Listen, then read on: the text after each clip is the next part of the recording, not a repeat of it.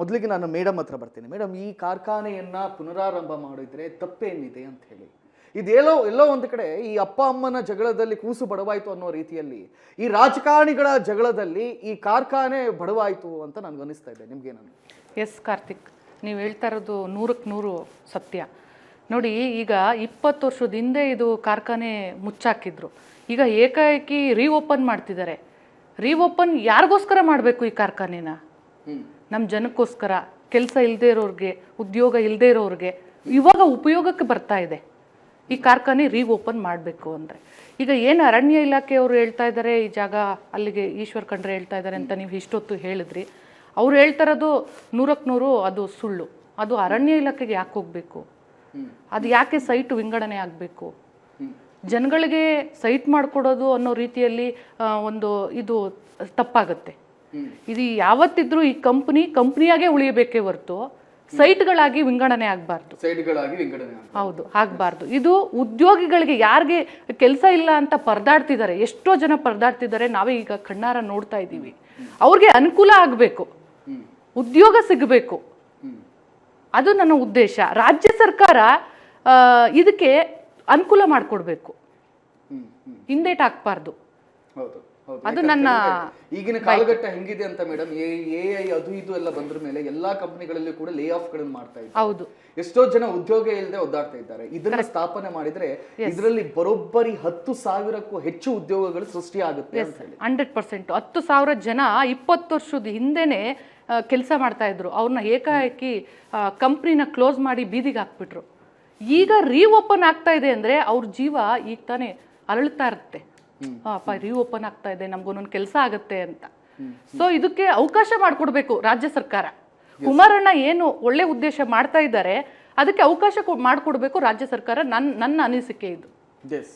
ಅದೇ ಜೊತೆ ನನ್ನ ಜೊತೆ ನಮ್ಮ ಚೀಫ್ ಎಡಿಟರ್ ಮಂಜುನಾಥ್ ಸರ್ ಇದ್ದಾರೆ. ಸರ್, ಒಂದು ಕಡೆಯಲ್ಲಿ ಈಶ್ವರ್ ಖಂಡ್ರೆ ಅವರ ವಾದ ಏನು ಅಂತ ಕೇಳಿದ್ರೆ, ರಾಜ್ಯಕ್ಕೆ ಬೆಳಕನ್ನು ಕೊಡೋದಕ್ಕೋಸ್ಕರ ಏನು ಒಂದಿಷ್ಟು ಜನ ಭೂಮಿಯನ್ನು ಬಿಟ್ಕೊಟ್ರು. ಆ ಸಂದರ್ಭದಲ್ಲಿ ಶರಾವತಿ ನದಿ ತೀರದಲ್ಲಿ ಅವರಿಗೆ ಕೂಡ ಒಂದು ಭೂಮಿಯನ್ನು ಕೊಡೋದಕ್ಕೆ ಈ ಜಾಗವನ್ನು ನಾವು ಬಳಸ್ಕೊಳ್ಬಹುದು ಅಂತ ಹೇಳಿ. ನಿಮ್ಗೆ ಅದು ಸರಿ ಅನ್ಸುತ್ತಾ, ಅಥವಾ ಈ 10,000 ಜನರಿಗೆ ಉದ್ಯೋಗಾವಕಾಶಗಳನ್ನು ಕಲ್ಪಿಸೋದು ಸರಿ ಅನ್ಸುತ್ತಾ? ನೋಡಿ ಕಾರ್ತಿಕ್, ಈಗ ಇದು ಬೆಂಗಳೂರಿನಲ್ಲಿ ಇರೋ ಒಂದು HMT ಫ್ಯಾಕ್ಟ್ರಿ ಅನ್ನೋದು ಇತಿಹಾಸದಲ್ಲಿ ಭಾಳ ದೊಡ್ಡ ಫ್ಯಾಕ್ಟ್ರಿ ಆಗಿತ್ತು. ಅಲ್ಲಿ ಆಲ್ ಓವರ್ ಇಂಡಿಯಾ ಒಂದು 30,000 ಜನ ಕೆಲಸ ಮಾಡ್ತಿದ್ರು. ಅವಾಗ ಅಷ್ಟು HMT ಅನ್ನೋದು ಇಂಡಿಯಾದಲ್ಲಿ ಒಂದು ದೊಡ್ಡ ಮೆಷಿನರಿ ಫ್ಯಾಕ್ಟ್ರಿ ಆಗಿತ್ತು. ಅದು ಒಂದು 25-30 ವರ್ಷದ ಹಿಂದೆ ಇರೋರಿಗೆ ಅದ್ರ ಬಗ್ಗೆ ಹೆಚ್ಚು ತಿಳುವಳಿಕೆ ಇದೆ. ಅಂಥ ಫ್ಯಾಕ್ಟ್ರಿ ಮುಚ್ಚೋದಾಗ ಮೇಡಮ್ ಹೇಳ್ದಂಗೆ ಹಲವಾರು ಜನ ಬೀದಿಗೆ ಬಂದಿದ್ದಾರೆ. ಓಕೆ, ಇವತ್ತು ಅಟ್ಲೀಸ್ಟ್ ಅವರೆಲ್ಲ ರಿಟೈರ್ಡ್ ಆಗಿದ್ದಾರೆ. ರಿಟೈರ್ಡ್ಗಳಾಗಿ 26 ವರ್ಷ ಆದಮೇಲೆ ಎಲ್ಲ ರಿಟೈರ್ಡ್ ಆಗಿರ್ತಾರೆ. ಅಟ್ಲೀಸ್ಟ್ ಬೇರೆ ಜನರಿಗೆ, ಅವ್ರ ಮಕ್ಕಳಿಗೆ ಮತ್ತು ಕೆಲಸಕ್ಕೆ ಕಾಯ್ತಾ ಇರೋರಿಗೆ ಇಲ್ಲೊಂದು 10,000 20,000, ಯಾಕಂದರೆ 440-50 ಎಕರೆನಲ್ಲಿ ಅಷ್ಟು ದೊಡ್ಡ ಇನ್ಫ್ರಾಸ್ಟ್ರಕ್ಚರು ಈಗಿನ ಕಾಲದಲ್ಲಿ ನಾವು ಹೂವೇ ಕೂಡ ಮಾಡ್ಕೊಳಕ್ಕಾಗಲ್ಲ, ಅಷ್ಟು ಇನ್ಫ್ರಾಸ್ಟ್ರಕ್ಚರ್ ಇದೆ. ಆ ಮುಚ್ಚೋಗಿರೋ ಇನ್ಫ್ರಾಸ್ಟ್ರಕ್ಚರ್ನ ಕೇಂದ್ರ ಸರ್ಕಾರ ನಾವು ರೀಓಪನ್ ಮಾಡ್ತೀರಿ, ಅದರಲ್ಲಿ ಮತ್ತೆ ಕೆಲಸಗಾರರಿಗೆ ಒಂದು ಅವಕಾಶ ಕೊಟ್ಟು ರೆಡಿ ಮಾಡ್ತೀನಿ ಅಂತ ಹೇಳುವಾಗ, ಇದಕ್ಕೆ ರಾಜ್ಯ ಸರ್ಕಾರದವ್ರು ಯಾವುದೇ ಒಂದು ತಡೆ ಒಡ್ಡದೆ ಏನು ಕೇಂದ್ರ ಸರ್ಕಾರಕ್ಕೆ ಇವರು ಎಲ್ಲ ರೀತಿ ಸಹಕಾರ ಕೊಟ್ಟು ಇಲ್ಲಿನ ಜನಗಳಿಗೆ ಅನುಕೂಲ ಆಗೋ ರೀತಿ ಇದನ್ನು ರೀಓಪನ್ ಮಾಡಿಸೋದಕ್ಕೆ ಅವರು ಅನುವು ಮಾಡಿಕೊಡಬೇಕು. ಯಾಕಂತ ಹೇಳಿದ್ರೆ ಸರ್, ನಾವು ಕುದುರೆಮುಖಕ್ಕೆ ಹೋಗೋಣ. ಕುದುರೆಮುಖದಲ್ಲಿ ಆಗಿನ ಕಾಲದಲ್ಲಿ ಅದನ್ನ ಪ್ಯಾರಲಲ್ ಟು ಲಂಡನ್ ಸಿಟಿ ಅಂತ ಕರಿತಾ ಇದ್ರು. ಹೌದು, ಒಂದೇ ಒಂದು ಕರೆಂಟ್ ವೈರ್ಗಳು ನಮ್ಗೆ ಕಾಣಿಸಲ್ಲ, ಎಲ್ಲದೂ ಕೂಡ ಅಂಡರ್ ಗ್ರೌಂಡ್ ಅಲ್ಲೇ ಒಂದು ಅದ್ಭುತವಾದ ಸಿಟಿಯನ್ನು ನಿರ್ಮಾಣ ಮಾಡಲಾಯಿತು. ಯಾವಾಗ ಕುದುರೆಮುಖದ ಫ್ಯಾಕ್ಟರಿಯನ್ನ ಬಂದ್ ಮಾಡಿದ್ರು, ಕಡೆ ಪಕ್ಷ ಆ ಇನ್ಫ್ರಾಸ್ಟ್ರಕ್ಚರ್ ಅನ್ನ ಬೇರೆ ಯಾವ್ದಕ್ಕಾದ್ರೂ ಬಳಸ್ಕೊಳ್ಬಹುದಾಗಿತ್ತು. ಒಂದು ಕಾಲೇಜ್ ನಿರ್ಮಾಣವೋ ಅಥವಾ ಬೇರೆ ಯಾವ್ದಾದ್ರು ಕಾರ್ಖಾನೆಗಳಿಗೋ ಅದನ್ನ ಬಳಸ್ಕೊಳ್ಬೇಕು. ಇವತ್ತು ಸಂಪೂರ್ಣವಾಗಿ ಪಾಳು ಬಿದ್ದು ಬಿಟ್ಟಿದೆ. ಈ HMT ಹಿಂಗೆ ಆಗ್ತಾ ಇದೆ ಸರ್.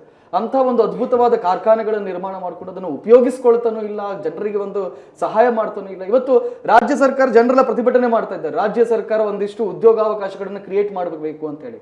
ಖಾಲಿ HMT ಫ್ಯಾಕ್ಟ್ರಿ ಒಂದನ್ನ ನಿರ್ಮಾಣ ಮಾಡಿಬಿಟ್ರೆ ನೀವು ಹೇಳ್ದಂಗೆ 30,000 ಜನರಿಗೆ ಕೆಲಸ ಸಿಕ್ಕಾಯ್ತು. ಯಾಕೆ ಮಾಡಬಾರ್ದು ಅಂತ.